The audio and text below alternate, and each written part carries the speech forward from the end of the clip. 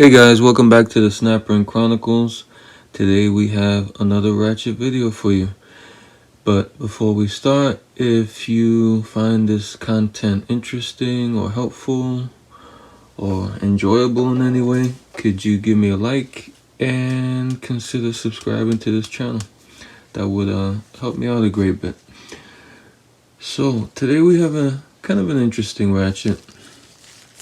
This one is a G&G USA 3800-B, and there isn't much information on this Ratchet online, except for that this was made by Wright, and it looks like a dead ringer for a Wright Ratchet. But as far as what G&G stood for, or what retailer carried these, doesn't seem like there's much out there.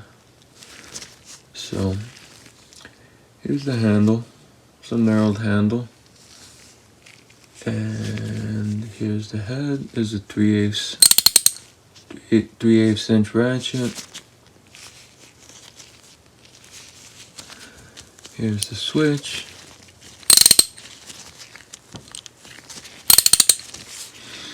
What I like about this ratchet is that it has a thick handle and kind of a thinner beam here.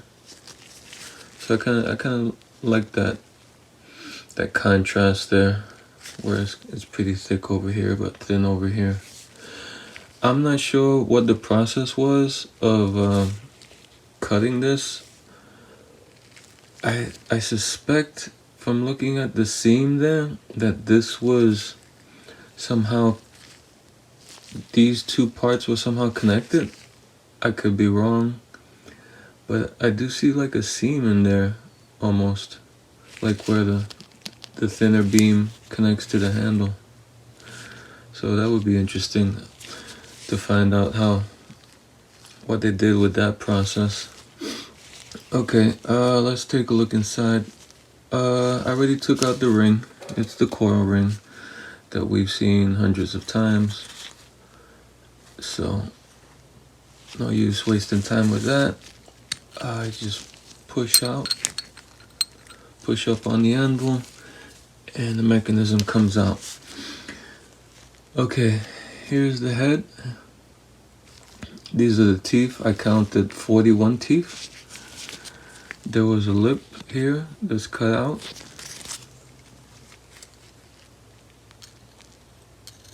On the switch side of the mechanism, and here I'm not sure if that's a cutout. It's very shallow.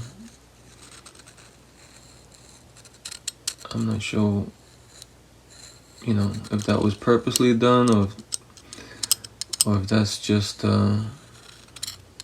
part of the manufacturing process. But there's a very shallow lip there.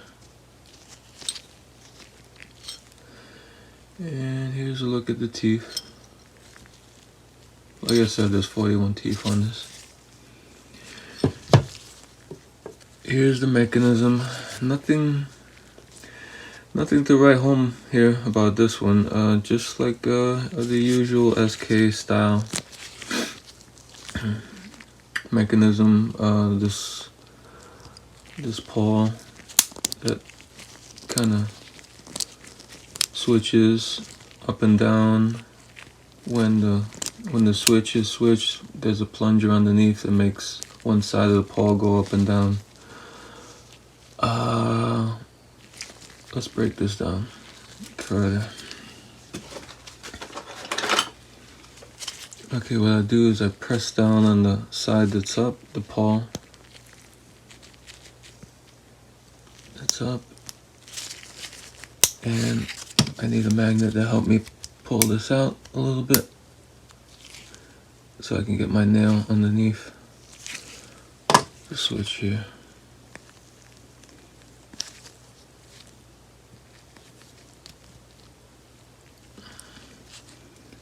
And so I just wiggle it out, and be careful, the spring and the plunger are there and they're under tension. So just remove it little by little. And here's the spring.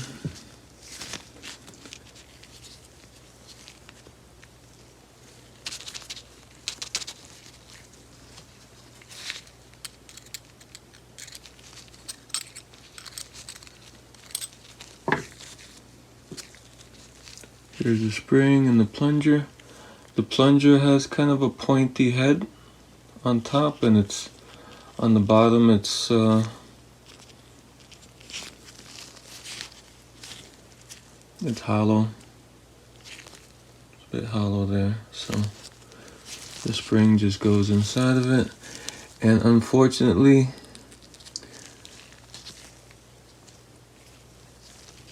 the switch hole has been bored all the way through, so that makes it more difficult to get in back into the mechanism when you go put this in. Interesting is that it has this protrusion here at the back of the switch, but it's kind of cut off. It goes to the top here, but it doesn't go to the top over here. I'm not sure if that keeps the sides from going all the way over. Let me see. I'll put it in without the plunger. Yep, it keeps the sides from going all the way over. So remember, when you put this back together, the side with the little cut off there that doesn't quite reach the rim, that side, the spring comes out here, and the plunger comes out here.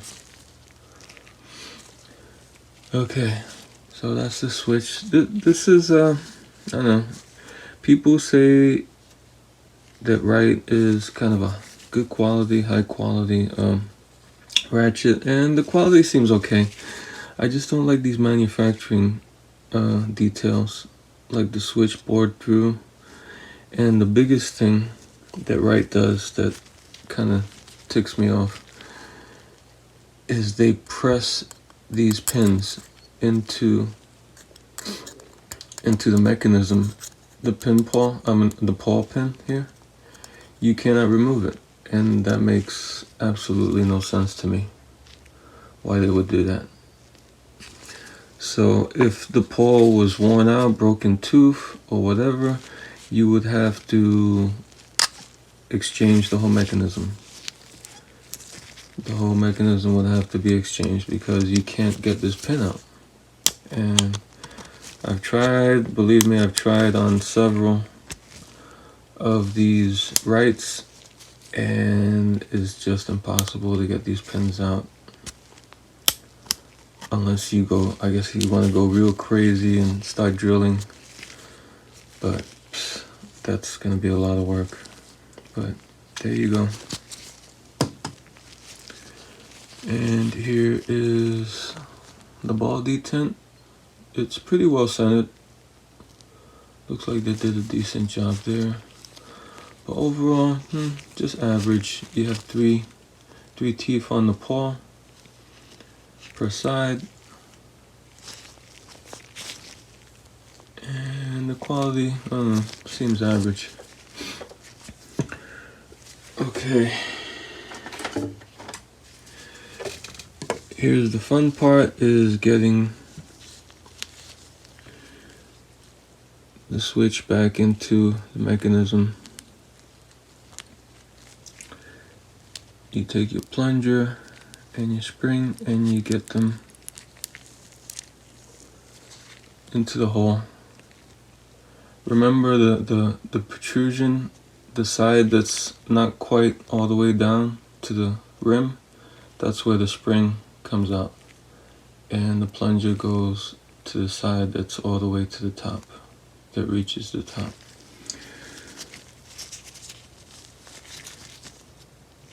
Okay, you get them like that, and you put them here against the mechanism, and you take a pair of needle nose and you try to squish them down.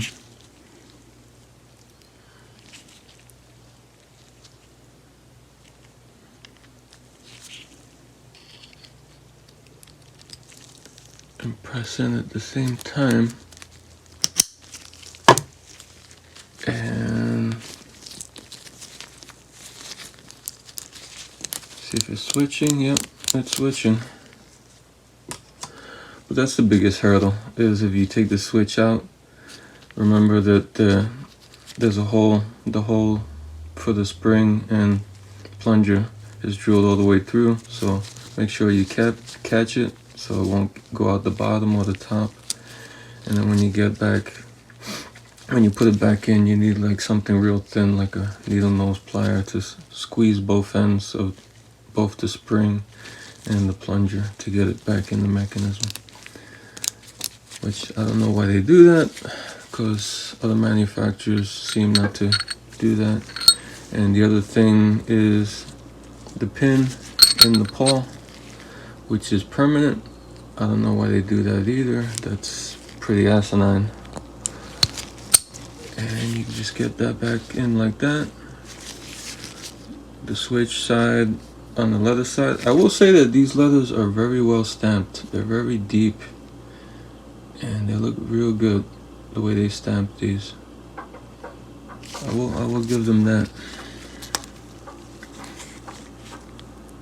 And then you just get your quarter ring and you start it and you go around like that. Make sure it's secure. And you test out your ratchet to see if it's switching. Yep, it's switching. Okay, that's my teardown and review of the G&G USA 3800-B, which in actuality is made by Wright and carries a Wright mechanism. So I don't know. What do you think of the whole Wright mechanism? I don't like. I just don't like some of the manufacturing details they put into it that makes it impossible to take apart for no reason that I can see. But drop me a comment if you have an opinion. Okay guys, till next time.